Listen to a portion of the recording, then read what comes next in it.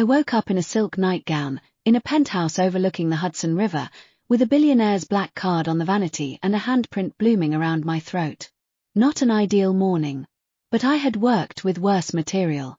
The man who had just released me stood by the bedroom door in a black suit that probably cost more than my last apartment. His name, according to the memories flooding my skull, was Grant Lowell.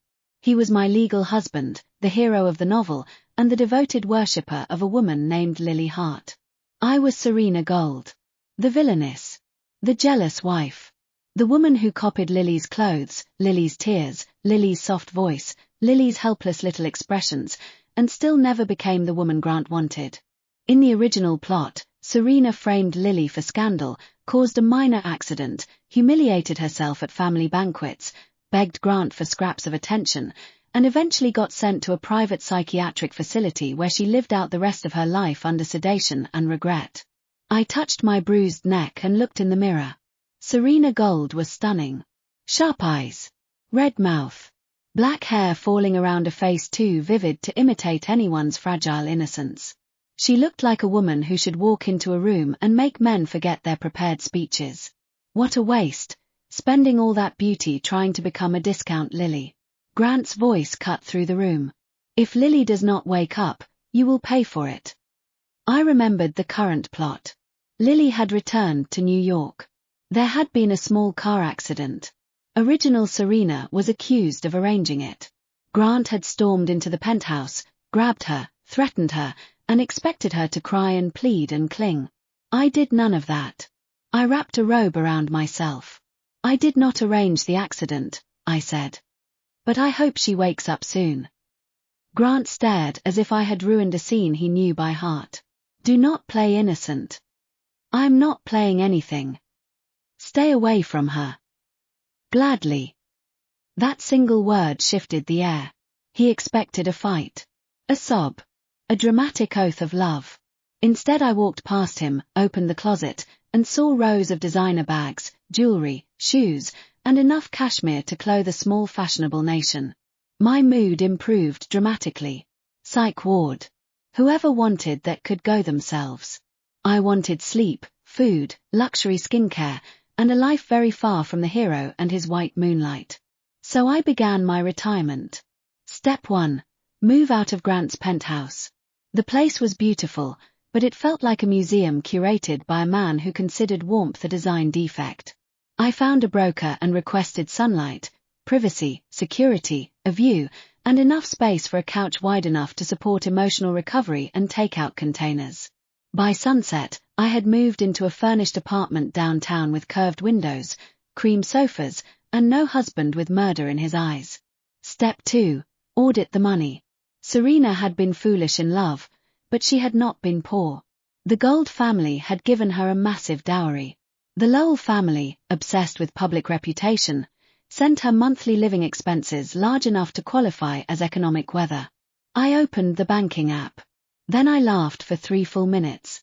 Villainess. No. Funded lifestyle partner. Step 3.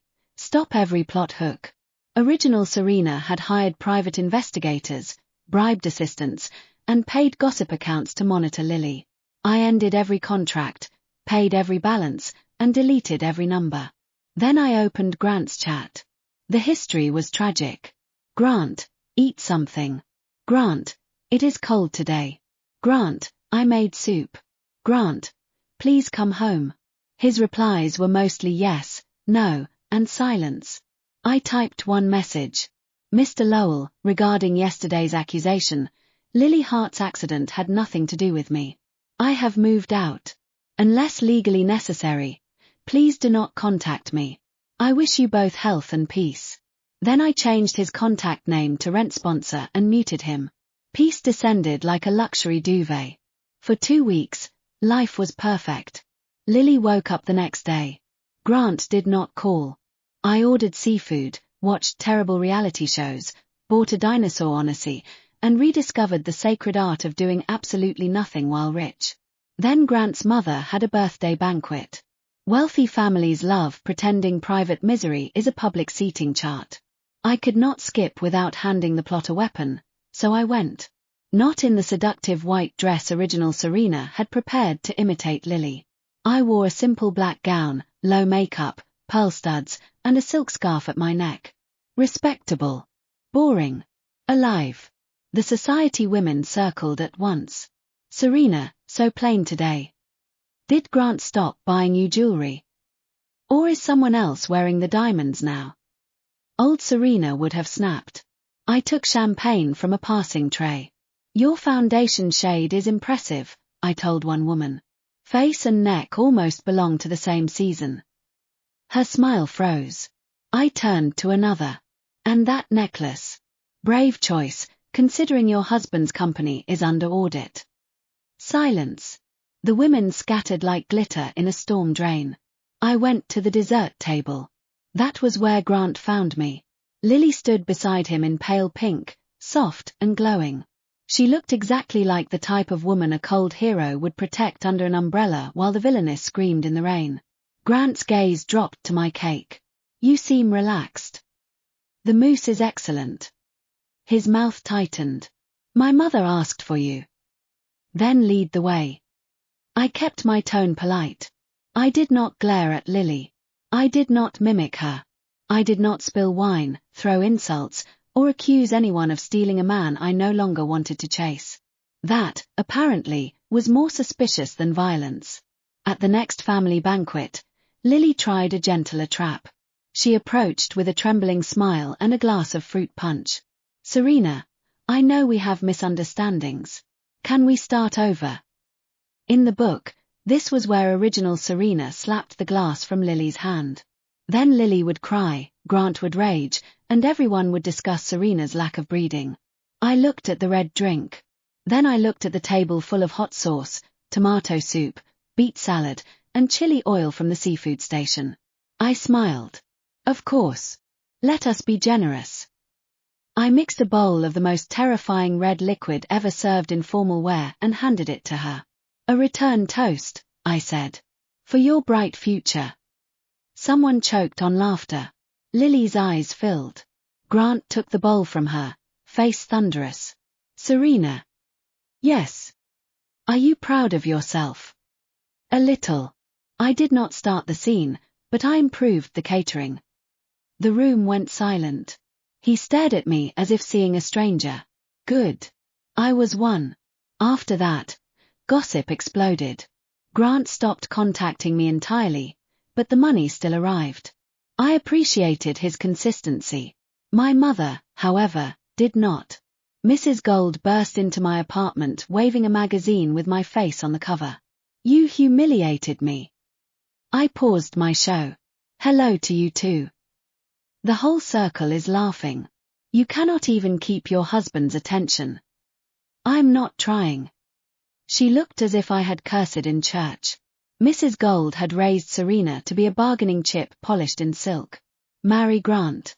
Secure the Lowell connection. Bring projects to the Gold family. If Grant loved someone else, tolerate it. If he hated Serena, try harder. If dignity got in the way, swallow it. I had no intention of swallowing anything except good food. Give me the account statements, she demanded. Your father needs liquidity. No. I am your mother. That is unfortunate, but not legally persuasive. She raised her hand. I caught her wrist. The room went very quiet. Do not, I said. For the first time, Mrs. Gold looked afraid of her daughter. I called security. Then I called a lawyer. Cutting off the Gold family felt better than any revenge scene. Revenge in novels is loud. In real life, sometimes it is a notarized trust amendment and a blocked number. Months passed. I became very good at being useless in ways that healed me.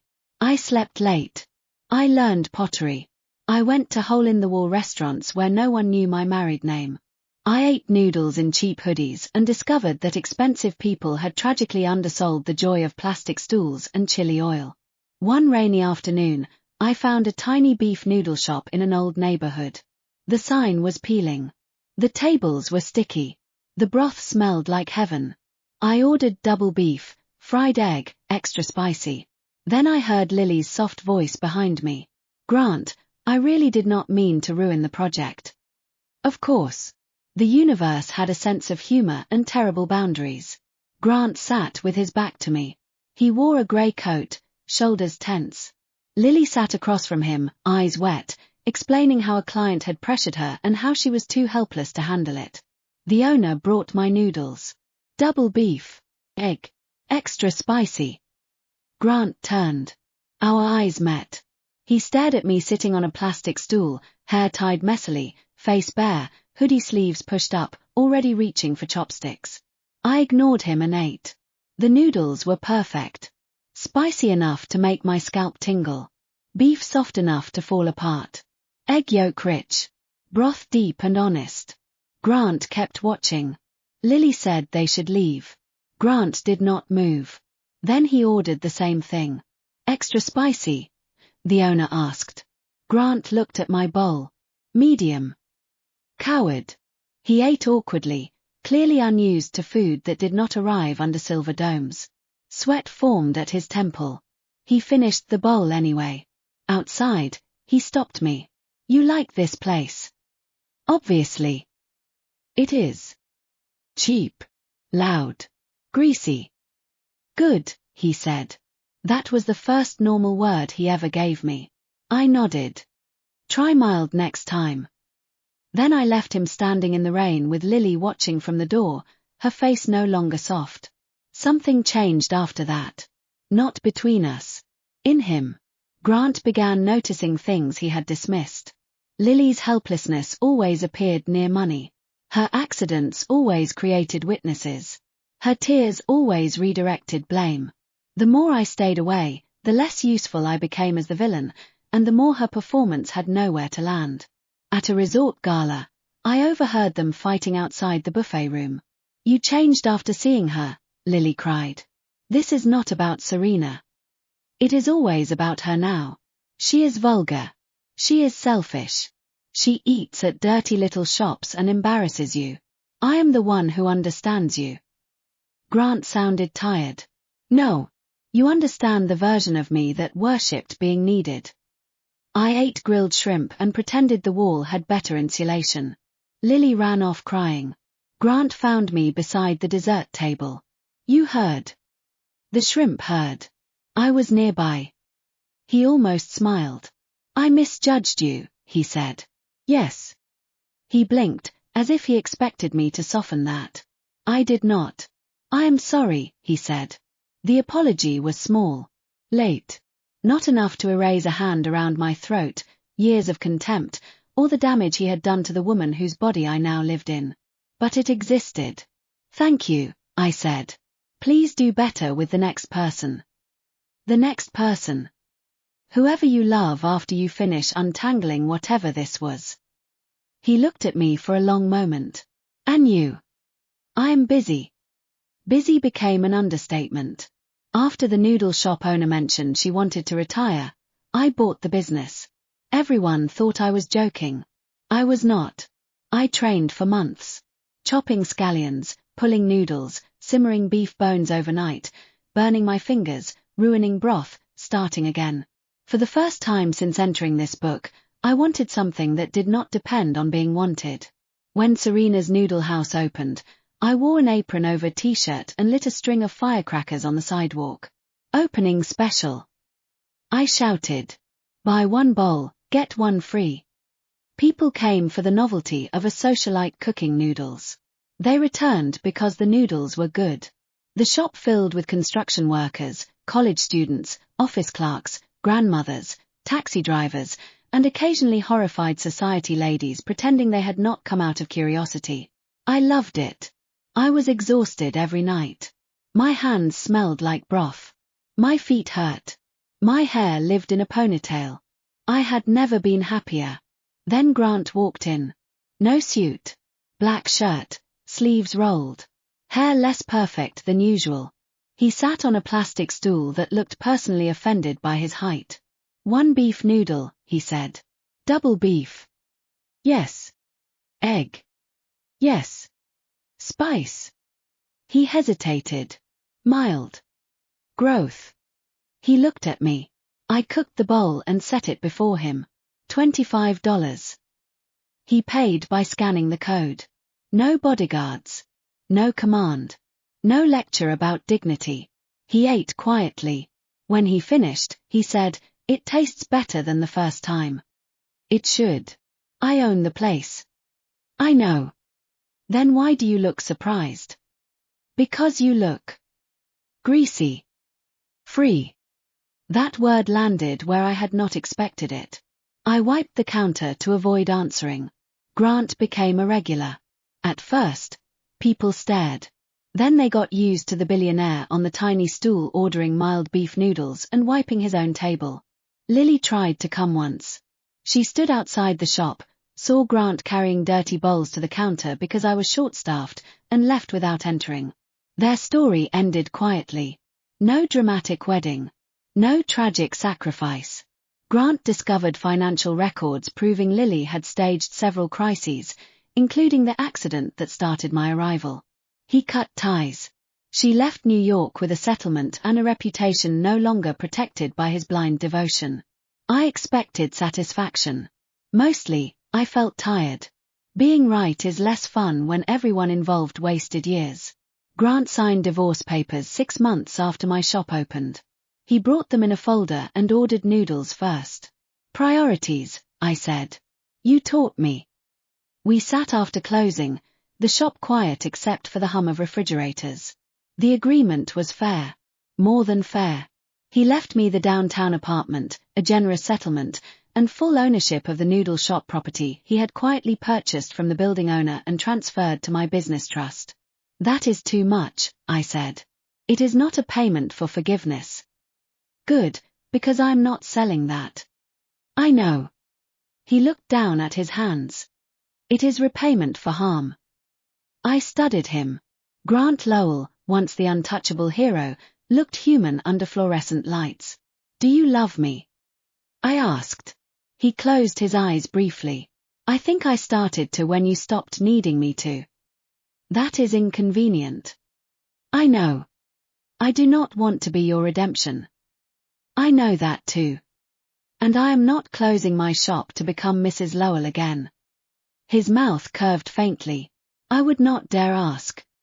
I signed the divorce papers. Then I handed him a bowl of extra noodles to take home. You look thin. He stared at the container. Is this pity? Customer retention. He laughed for real. That was the beginning of whatever came after. We did not remarry quickly. We did not move in together. We dated like two people on probation from a very judgmental universe. He came to the shop. I visited his office once and told him the conference table had the emotional warmth of a morgue. He changed it. I met his grandfather and taught the old man to add chili oil to soup. Grant met my regulars and learned that respect sounded different when it came from people who did not care about his last name. 1 year later, Mrs. Gold tried to return. She walked into the shop in pearls, looked at the crowded tables, and whispered, horrified, "You smell like beef." "Thank you," I said. "This is humiliating." "For you, maybe." She demanded money. She demanded I use Grant again. She demanded I remember family. I put a bowl of noodles in front of her. "Eat," I said. "Or leave." She left. The regulars applauded. Grant, who had been washing bowls in the back because Saturday lunch rush respected no billionaire, came out with wet sleeves. "Everything okay?" "Perfect." He glanced at the door. "Your mother?" "A former shareholder." He smiled. By then, I understood something original Serena never had. Peace is not passive. Rest is not surrender. Lying flat, at first, had been survival. I refused the plot by refusing to perform. But later, when my body stopped flinching and my days grew quiet enough to hear my own wants, lying flat became a foundation. From there I stood up, not because a man chose me, not because society forgave me, not because the heroine fell. Because I wanted broth that tasted like a real life. On the 2nd anniversary of the noodle shop, Grant arrived after closing with flowers. Not white lilies. Red peonies, loud and impossible to ignore. "Subtle," I said. I was told subtlety failed me for several years. By who? Your cashier. Smart girl. He set the flowers on the counter. Serena, I love you. Not because you resemble anyone. Not because you need saving. Not because I am lonely and you are available. I love the woman who built this place, who charges me $25 like everyone else, who told my grandfather his soup opinions were weak, who made a life so real it made me ashamed of how little I understood before. I leaned on the counter. That was a good speech. I practiced. Clearly. May I ask you to dinner? You are standing in my restaurant. Somewhere you are not working. I considered making him sweat longer. Then the kitchen timer rang, because I had broth to strain. Romance could wait 5 minutes. Grant rolled up his sleeves. Tell me what to do. That was the correct answer. Years ago, I woke up as the villainess destined for a psychiatric ward. I looked at the hero, the heroine, the money, the closet full of designer bags, and decided I would rather be lazy than dead. People thought I had given up. They were wrong. I had stopped fighting for the wrong things. I stopped chasing a man who did not love me. I stopped imitating a woman who did not deserve to be my enemy. I stopped begging a family that saw me as leverage. Then, slowly, gloriously, messily, I began choosing. I chose sleep. I chose spicy noodles. I chose legal documents. I chose work that made my hands ache and my heart steady. I chose forgiveness only where it had room to breathe. And when love came back to my door, it did not come as a threat, a debt, or a script.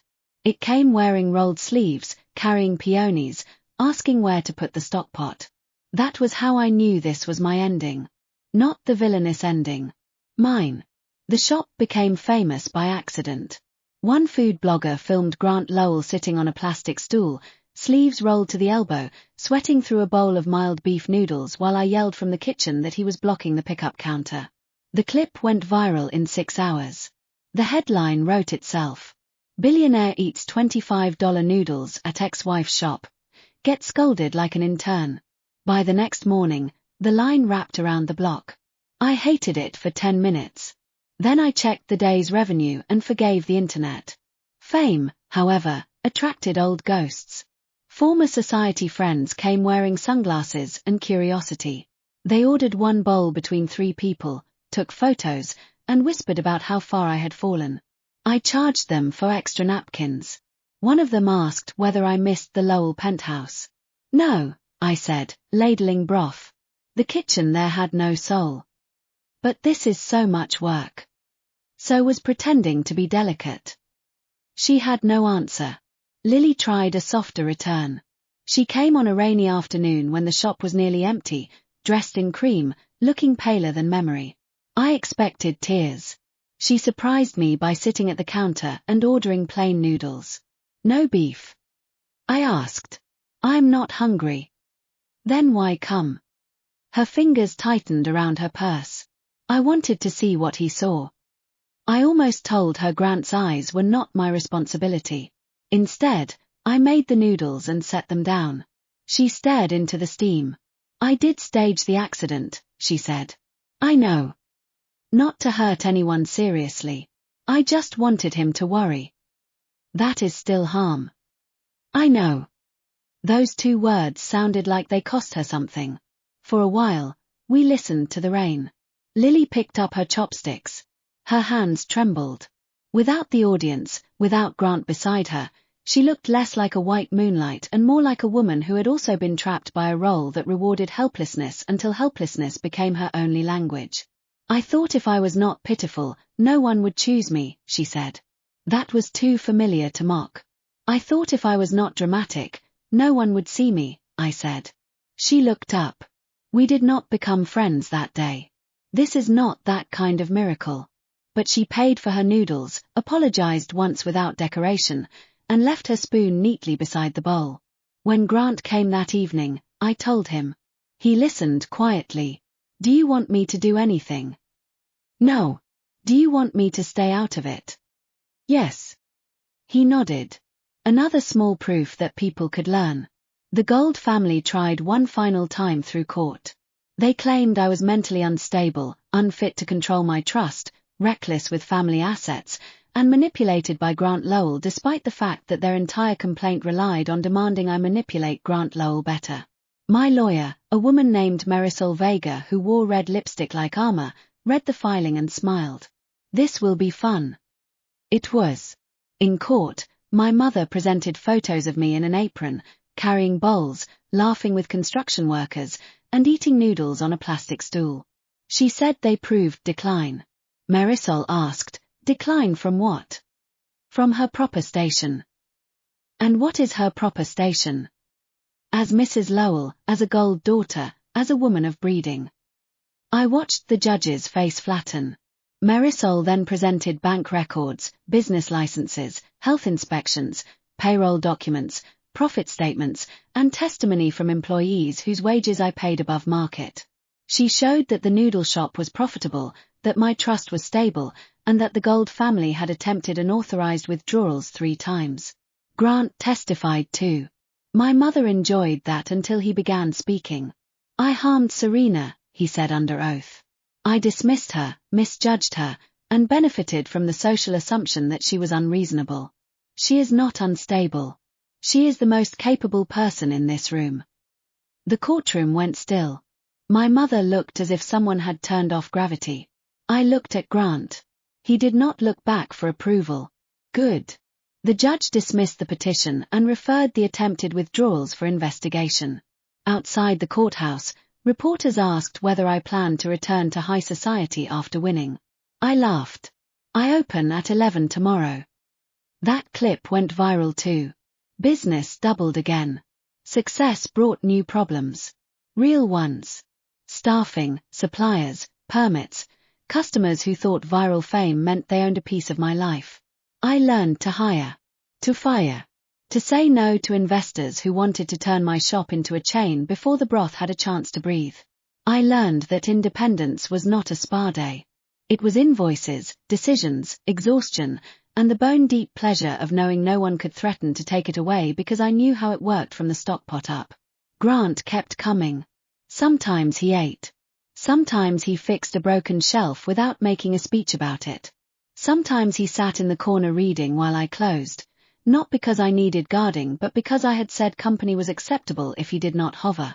One night, after a pipe burst under the sink, he spent 2 hours on the floor with my dishwasher, both of them soaked and furious. You could hire someone, he said. I did. Who? You. What is my wage? 1 bowl and emotional growth. I should have negotiated. You are free to unionize. He laughed, and I realized I no longer braced for the old coldness after his smile. Trust returned like broth simmering overnight. Slowly. With heat. With attention. Never by command. On the day my divorce became final, I did not cry. I threw a party at the shop. Not a glamorous party. A real one. Folding tables on the sidewalk, free noodles for regulars, beer in ice buckets, red lanterns strung under the awning because Marisol said every legal victory deserved lighting. My staff made a cake shaped like a black card snapped in half. Grant arrived late, carrying a stack of clean aprons embroidered with the shop logo. Divorce gift. I asked. Business investment. You do not own shares. Emotional investment. Risky asset. I know. We ate cake on the curb after midnight. Are you sad? He asked. No. He nodded. Are you? Yes, he said. But not because the marriage ended. Because I wish I had met you honestly the first time. I looked down the street, where the shop windows glowed warm against the dark. You would not have known what to do with me. Probably not.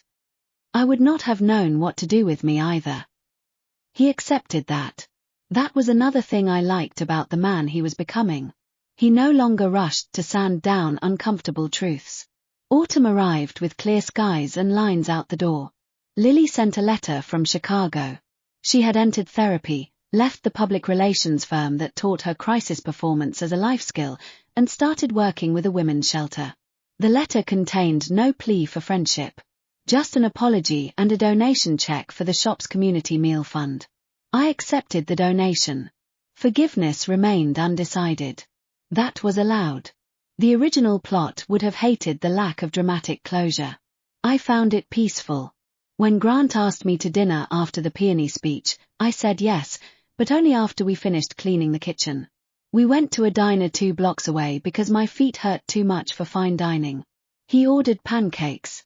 I ordered fries. The waitress called him honey and told him he looked nervous. I am, he said. Good, she replied. Means you might behave. I tipped her $20. Dating Grant after divorce was strangely sweet. We had nothing to perform for. No family alliance, no public image, no white moonlight shadow, no villainous role. He learned my rhythms. I learned his silences. He no longer mistook control for care. I no longer mistook indifference for dignity. The first time he kissed me again, it was outside the shop after closing. He asked. I answered. It was that simple. It was not simple at all. The last time I saw the old plot was in a dream. I stood in a white hallway that smelled of disinfectant. Doors lined both sides. Behind one, a woman screamed my name. Original Serena, maybe. Or a version of me that had kept chasing until the world called her mad and locked her away. At the end of the hallway sat a bowl of noodles on a plastic table. Steam rose from it. I walked toward the steam. The hallway cracked. When I woke, sunlight filled my apartment above the shop, and Grant was in the kitchen burning toast because I had made the terrible mistake of letting him try breakfast. It is not that bad, he said. The smoke alarm disagreed. I opened the window, laughing so hard I had to sit down. Below us, the first delivery truck arrived. My staff shouted greetings. The city began another ordinary day. I used to think an ending needed punishment or reward. Now I think the best endings are the ones that become mornings. Wake up. Boil water. Knead dough. Tell the man burning toast to step away from the bread. Open the door. Feed whoever comes hungry. The first winter after Serena's noodle house opened, the pipes froze twice, the heater died once, and a food critic with a following larger than my hometown called my broth emotionally aggressive. I framed the review. Emotionally aggressive was exactly what I wanted. Food should have a spine. So should women. A blogger filmed Grant Lowell sitting on a plastic stool, sleeves rolled, sweating through a bowl of mild beef noodles while I yelled from the kitchen that he was blocking the pickup counter. The clip went viral in 6 hours. By the next morning, the line wrapped around the block. I hated it for 10 minutes. Then I checked the revenue and forgave the internet. Fame attracted old ghosts. Former society friends came in sunglasses to see how far I had fallen. They ordered one bowl between 3 people and whispered over the steam. One asked whether I missed the penthouse. No, I said. The kitchen there had no soul. But this is so much work. So was pretending to be delicate. She had no answer. Lily returned on a rainy afternoon, dressed in cream and looking paler than memory. I expected tears. Instead, she sat at the counter and ordered plain noodles. No beef. I asked. I'm not hungry. Then why come? She stared into the steam. I wanted to see what he saw. I made the noodles. She picked up her chopsticks with trembling hands. Without Grant beside her, without an audience to protect her, she looked less like a white moonlight and more like a woman trapped by a role that rewarded helplessness until helplessness became her only language. I did stage the accident, she said. I know. Not to hurt anyone seriously. I wanted him to worry. That is still harm. I know. Those words cost her something. We did not become friends. This is not that kind of miracle. But she paid, apologized once without decoration, and left a note on the pay it forward wall, 5 bowls for women starting over. Forgiveness did not arrive like a choir. It arrived like a receipt. Small. Specific. Paid. The Gold family tried one final time through court. They claimed I was unstable, unfit to control my trust, reckless with assets, and manipulated by Grant despite the fact that their entire complaint relied on wanting me to manipulate Grant better. My lawyer Marisol read the filing and smiled. This will be fun. It was. My mother presented photos of me in an apron carrying bowls and called them proof of decline. Marisol asked, decline from what? My mother said, from her proper station. The judge asked what that meant. My mother said, as Mrs. Lowell, as a gold daughter, as a woman of breeding. The judge's face went flat. Marisol presented bank records, business licenses, health inspections, payroll, profit statements, and proof that my family had attempted unauthorized withdrawals. Grant testified too. My mother enjoyed that until he began speaking. I harmed Serena, he said under oath. I dismissed her, misjudged her, and benefited from the assumption that she was unreasonable.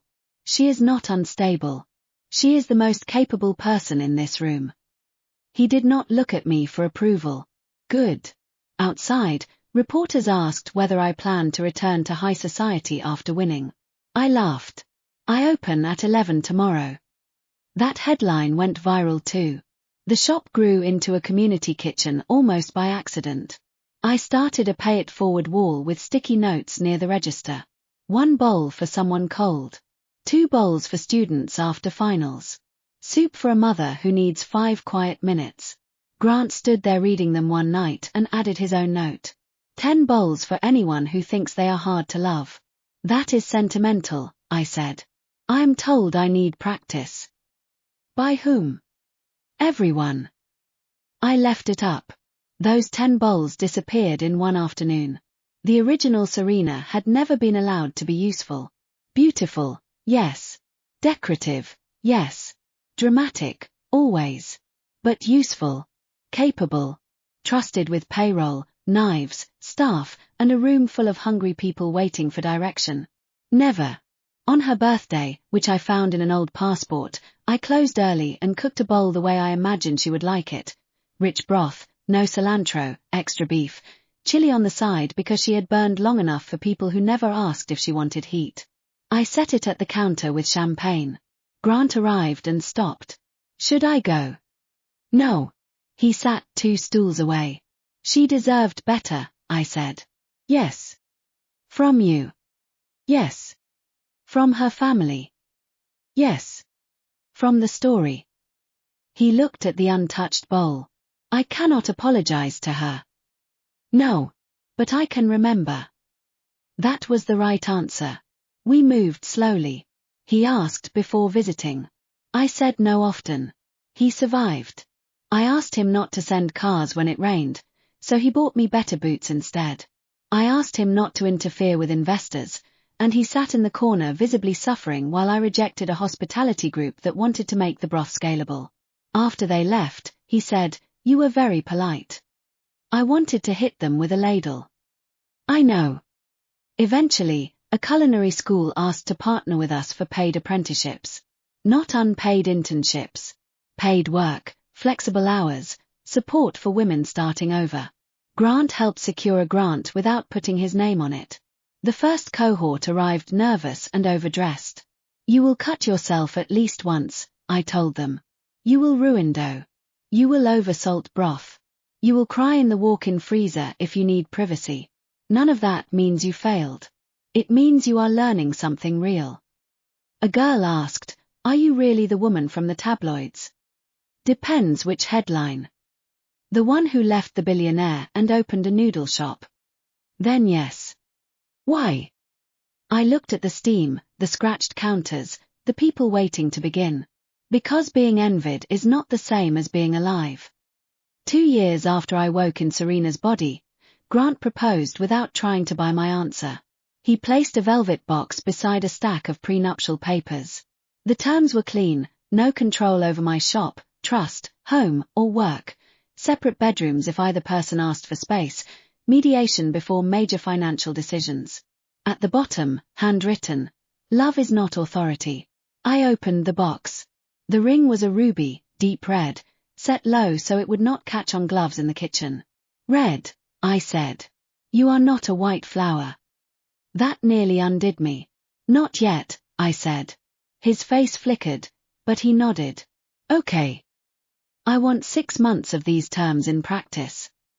"I can do 6 months. And you are learning to make broth." That feels harder than marriage. It is. 6 months later, he could make broth my staff called acceptable, which from them was basically applause. I accepted the ring in the kitchen with flour on my cheek and stock simmering behind us.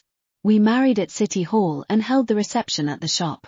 My dress had pockets. Grant wore a navy suit and an apron during dinner service because we were short one person and vows did not excuse anyone from rush hour. Once, the story tried to send me to a locked room because I wanted the wrong man the wrong way. Now I owned the keys to 2 kitchens, 1 apartment, 1 community trust, and a life full of people who knew my name without needing me to be pure, pitiful, or punished. The best revenge was not making Grant regret me. He did, but that was his work. The best revenge was becoming too busy, too fed, too loved, and too alive to care what ending the old book promised. Years later, a young woman came into the shop just before closing. She wore designer heels too high for the cracked sidewalk, mascara tracks on her face, and the expression of someone who had just discovered the story she was living did not care whether she survived it. She stood in the doorway, shivering, clutching a phone full of unanswered messages. "Are you Serena Gold?" she asked. "Serena Lowell again, technically, but the noodles do not care. Sit." She Saturday. I made her broth before questions. Food first, interrogation later. That was policy. Between spoonfuls, she told me she was engaged to a man who loved someone else. Her family told her to endure. His friends called her dramatic. The internet called the other woman his destiny. She had read about me and taken the subway across town because she wanted to know how to stop becoming a villain. I leaned on the counter.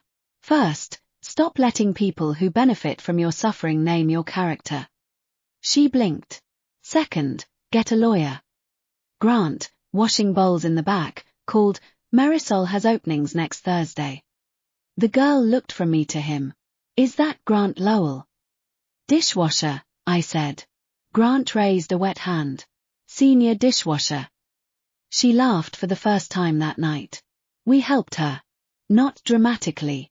No revenge montage. No public downfall by midnight. We found her legal counsel, a safe apartment, a therapist, and a job in the training kitchen because kneading dough is better than doom-scrolling messages from men who confuse patience with permission. After her came others. Not all from novels, of course. Most people do not need a literal plot to be trapped by a bad story. Family stories, marriage stories, success stories, stories about being good, grateful, quiet, chosen. The details changed. The cage felt familiar.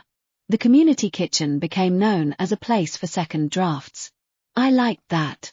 Grant donated less money than people expected and more time than anyone believed. That mattered. Money had always been easy for him. Time was the thing he used to guard like a throne.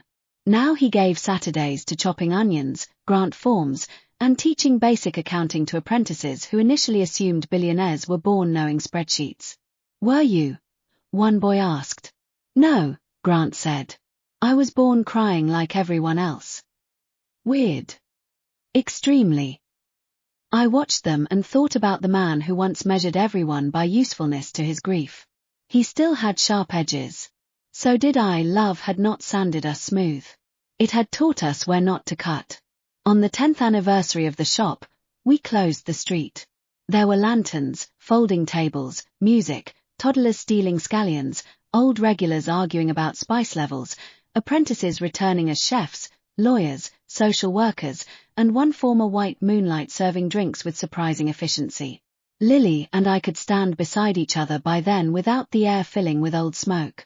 At sunset, Grant brought out a battered plastic stool. "Speech," my manager demanded. "Absolutely not," I said. Everyone booed. So I stood on the stool. 10 years ago, I thought lying flat meant doing nothing, I told them. I was wrong. Sometimes lying flat is refusing to crawl toward the knife. Sometimes it is resting long enough to remember you have legs. And sometimes, if you are lucky, it becomes a shop, a kitchen, a table, a bowl, a family. Grant looked up at me with the same expression he had worn the day he first said I looked free. This time, I believed it completely. That night, after the last lantern burned low, I locked the door and placed the keys in my pocket. The old book had promised me a locked room. I got keys instead.